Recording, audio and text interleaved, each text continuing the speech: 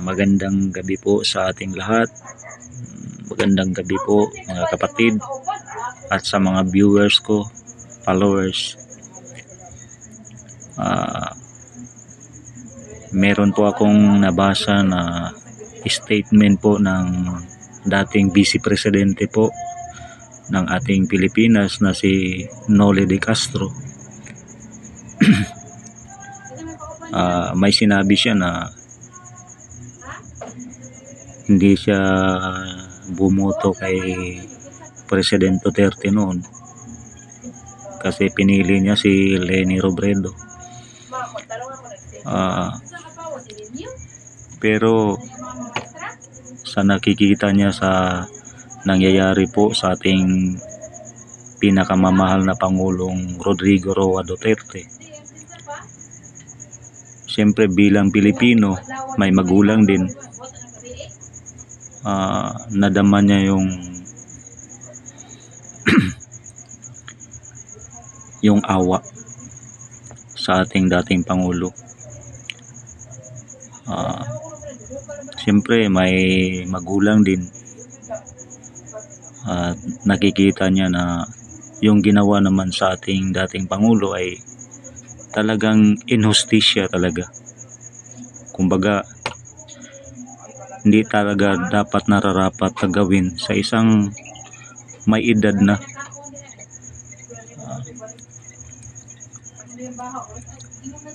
Pati hindi dapat isinuko doon sa mga banyaga yung mga Pilipino. Kung meron man talagang reklamo, dapat dito sa ating bansa ginawa yung paglilitis.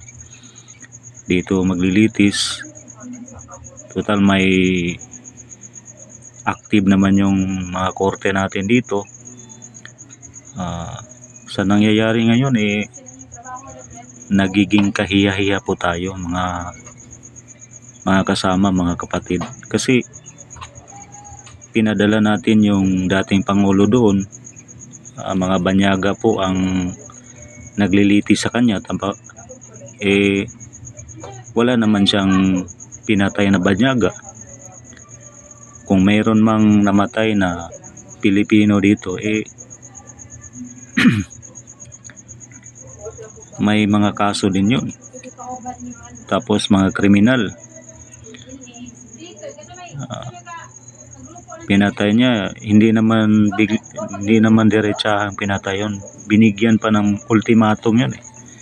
Yung mga kriminal na yun, yung mga durugista na yun, binigyan ng ultimatum, binigyan ng pagkakataon na makapagbagong buhay, pero mas pinili nila yung gawin yung hindi nararapat. Yung mga nangyayari ding patayan, hindi naman talaga, kumbaga parang sa aking opinion lang, sinasakyan lang din ng ibang mga kanyan katulad nung nangyari kay Aling Sheila ata yun, namatay yung madugang ata niya o anak 2024. Ngayon sumama siya doon sa EJK, na-discover pala na namatay pala yun, hindi na sa panahon ng Pangulong Rodrigo Roa Duterte. Paano yun ngayon? Kahiya-hiya yun. Hindi lang buong Pilipinas ang nakakalam noon, pati ibang lahi alam, kaya maraming sumusuporta sa ating dating Pangulo. Kahit mga banyaga sumusuporta. Gustong-gusto nila yung pamamalakad ng dating Pangulo, kasi kahit tayo naman dito sa ating bansa napipil natin na parang safe talaga tayo. Maglalakad tayo ng gabi galing ng trabaho, yung mga estudyante galing ng school kahit gabi, parang payapa, ligtas ang paglalakad kasi walang mga masamang elemento na nasa lansangan. Pero ngayon, ibang-iba na talaga ang panahon.